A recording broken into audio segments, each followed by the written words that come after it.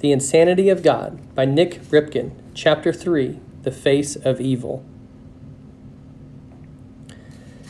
Many years later, I thought about the excitement of that Easter Sunday, and I wondered again if the story of Jesus had anything to do with real life, especially real life in the Horn of Africa.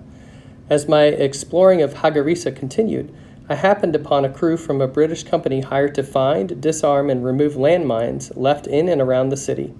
For a while, I watched in fascination from a distance as these men operated a machine called a flail, an armor-plated bulldozer-type contraption with a cab set as far back out of the blast range as possible. The machine has a long extension in front with a revolving axle that flings links of heavy logging chains ahead of the machine to set off unexploded mines.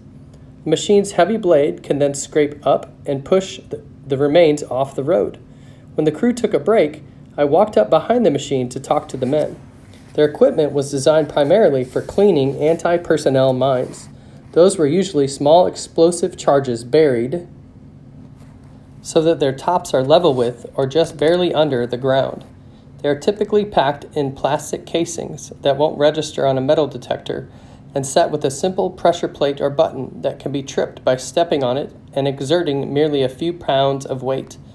These mines are designed to kill or at least maim human beings. Their original purpose had been to decimate, delay, and demoralize enemy foes. One problem with landmines is that long after a war ends and the combatants go home, the explosives remain hidden, armed and dangerous for years, maybe even decades. Worse yet, they are equal opportunity exploders, unable to distinguish friend from foe, enemies from innocents. Since there were thousands, maybe tens of thousands, of landmines in and around Mogadishu, and because flail machines were incredibly expensive, this mine removal company also hired and trained local crews to search for mines manually. That dangerous work required searchers to squat close to the ground and move very slowly and methodically along roads and across fields, inch by inch, watching and feeling for telltale warning signs, while sometimes gingerly probing the ground ahead with a long, stiff wire. The physical and mental demands required these manual detection crews were especially exhausting. The margin for error is tiny, and the cost of a mistake is huge. One of the workers told about a crew of Somalis who had been tediously working their way through a farmer's field for hours, finding and marking a number of mines for removal as they went. When it came time for a much-needed break, the men all sat down cautiously right in their tracks, just as they had been taught to do. Then one fellow decided to stretch his cramped legs out in front of him and tripped a mine that blew both of his feet off. Watching that flail machine work, seeing that crew of men risk life and limb, literally, to find and remove yet another one of who knows how many thousand more mines, raised again the questions that I had been asking myself since my first day in Somaliland. What kind of place is it where you worry about your child getting blown apart every time he goes out to play? I know that the Bible doesn't describe hell in great detail. I know that Scripture does not ever pinpoint its precise location. But I recall that many theologians contend that the worst thing to be endured in hell would be eternal separation from God. In 1992, I had only been in Somaliland for a few days, yet I had already seen enough of evil and its effects to decide that this place felt like total separation from God. It seemed to be a complete disconnect from all that was good in the universe. Somaliland in February of 1992 was as close to hell as I ever wanted to be. Lying on the floor in the dark, I felt so oppressed by the manifestation of the evil that I had seen that I again told Jesus, if I ever get out of this place, I am never coming back. Even the familiar old mantra, just take it one day at a time, seemed too much to ask. For many Somalis, living 1 hour at a time was as much as they could deal with. Even as a visitor, my senses were bombarded and so overwhelmed that it was impossible to process all that I was seeing. I simply relied on instinct and tried to keep going. At other times, I found a way to ignore my instincts. A few days later in Mogadishu, walking alone down an alley, I noticed a little boy, about the same size as my 5-year-old son, Andrew, on the opposite side of the alleyway some distance ahead. He was turned away, his back toward me. He didn't see me coming. He was preoccupied with something that he was holding, so he didn't seem to hear me coming either. I was almost parallel with him, maybe 15 feet across the alley, when my mind finally registered what my eyes were seeing. Now able to look over his shoulder, I realized what he was so intently focused on. He clutched a classic, saucer-shaped, anti-personnel mine against his chest with one hand, while at the same time, with his index finger of his other hand, he poked at the button on top. My heart may have actually stopped at that moment. I do know that every instinct and every nerve ending in my body was screaming, "Run!" Time seemed to stand still. There is no other way to explain how so many thoughts and images flashed through my mind all at once. I calculated that in less than 5 seconds, an adrenaline-fueled sprint would probably carry me out of any blast zone. But in that very same instant, I realized that if I turned and ran, I would never be able to live with myself should that little boy depress the button and blow himself to bits. It took everything inside of me, all my energy, my determination, and my self-control, just to move. I hurried across the alley as quickly and as quietly as possible. I certainly didn't want the boy to hear me coming and panic. At the same time that I was trying to assure myself that his little finger must not be strong enough to push the button, in another part of my mind, I was carefully plotting how I would grab the deadly explosive before surprise and fear prompted him finally to press hard enough on the button to blow us both up. I don't think he ever heard my footsteps. Before he even turned his head, I was able to reach past his shoulder and snatch the landmine out of his hands. The moment I did that, however, I realized that the underside of the saucer, which had been turned away from me, was hollow. The explosive charge was missing. All the boy had been holding was an empty casing tilted toward himself with the pressure plate button on top. That's all that I had been able to see. I have no idea what that young Somali boy thought was happening when a desperately frightened white man yanked his newfound prize away from him. I wonder, if he survived to adulthood, whether or not he even remembers the incident today. But I can assure you that I remember it. I can still see the look of sudden surprise and utter fear of me in his eyes. For me, that day was unforgettable. In that experience, I glimpsed yet again the face and the handiwork of pure evil in Somaliland. I saw evil's impact again countless times. One day, my young friend, the orphanage staffer, engaged a vehicle to take us out of the city.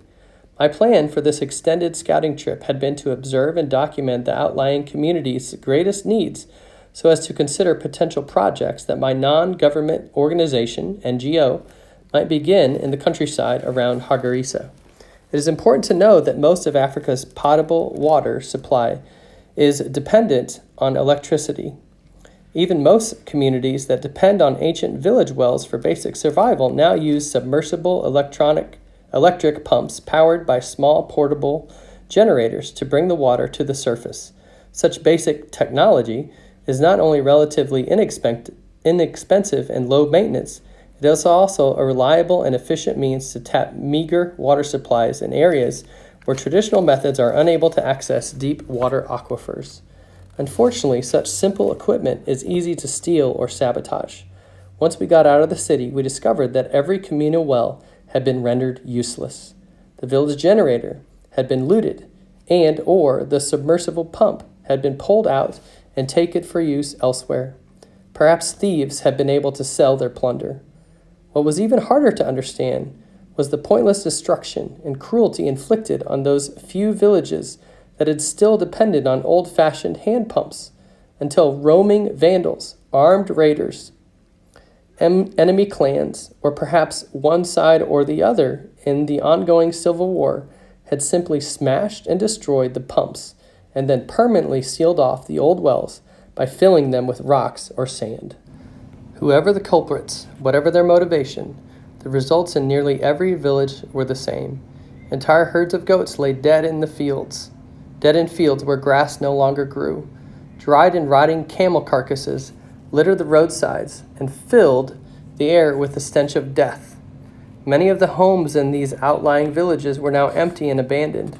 The farm families who had lived there had either died of starvation or had fled to the city in the desperate but uncertain hope that things had to be better there. The people of these villages really had no other choice. What once had been productive, life-giving land had been rendered uninhabitable. I had flown into Somaliland to assess the needs in and around Hargeisa. Out in the countryside, I quickly concluded there is nothing that these people don't need. What needed to be done? Everything. The more pertinent question for me was, what practical things could a relief organization do that could make a difference for these villages and for these people? Where could we start to help when everyone is destitute? Where the least of these includes everyone. The word overwhelmed doesn't begin to describe my reaction. I may have been a neophyte in the relief business, but I had talked to enough experts and lived in Africa long enough to understand that before it could address basic human needs, a relief agency must address essential needs of its own. 1. Security. 2. Reliable transportation that is adequate to the task. 3. A commodity or service that is needed. 4. Personnel with the expertise to do the job. By the time we headed back into the city, I knew that I had to face the hard, honest truth.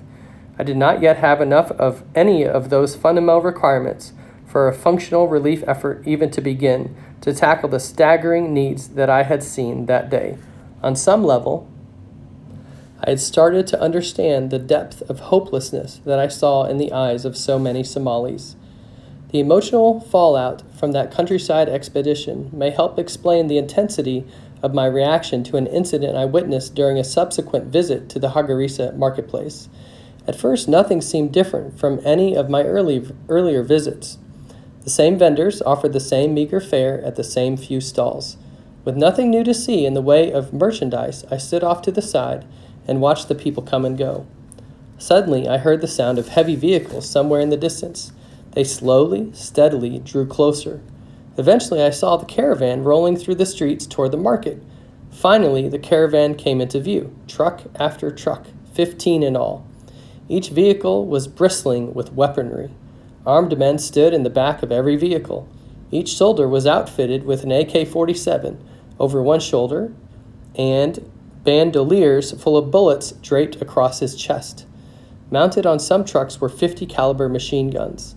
At least one truck was equipped with anti-aircraft artillery. What struck me more than the firepower were the emotionally void faces of those men. Their imperious looks befitted battle-hardened Roman centurions who had seen the world and were now marching proudly back into Rome. My immediate reaction was, thank God, the cavalry has arrived. A caravan of food and supplies has finally reached Hargeisa. The sudden swarm of people flooding into the market seemed to confirm my assessment. I backed up against a building to make room as the clamoring crowds quickly engulfed the trucks. The convoy's armed guards forced them back to make room as they began to unload their precious cargo. I watched, sharing the excited anticipation of the throng, trying to imagine what new and wondrous things might be served for supper throughout Hargeisa on this joyful day. The multitude surged forward again as the first boxes were opened. What I saw then so sickened me that I nearly threw up. What came out of those boxes was not packaged food, canned goods, or bottles of juice or water. I had lived in Africa long enough to recognize the contents immediately. Packed in those boxes were canvas-wrapped bundles of khat, a plant grown in the Kenyan and Ethiopian highlands, the leaves of which are stripped from the bundled stems and chewed for their narcotic effect. Considered a recreational drug, some say it works much like amphetamines with the intensity of the party drug ecstasy. I could not believe what I was seeing. In a place where tens of thousands of people had no shelter, no running water, no food, and no medicine, someone used the resources required for a heavily armed 15-vehicle caravan to import an addictive drug into the country. What horrified me even more was the reaction of the crowd, many of whom had not had enough money to buy food for their family in who knows how long. But here they came now. Men carried stereo speakers and other electronic equipment on their shoulders and traded those now useless items for small bundles of khat. I watched other men bring gold chains and jewelry that their wives had worn, items once considered a woman's life insurance. They exchanged the jewelry for a chewable drug that might enable them to forget their misery for one night.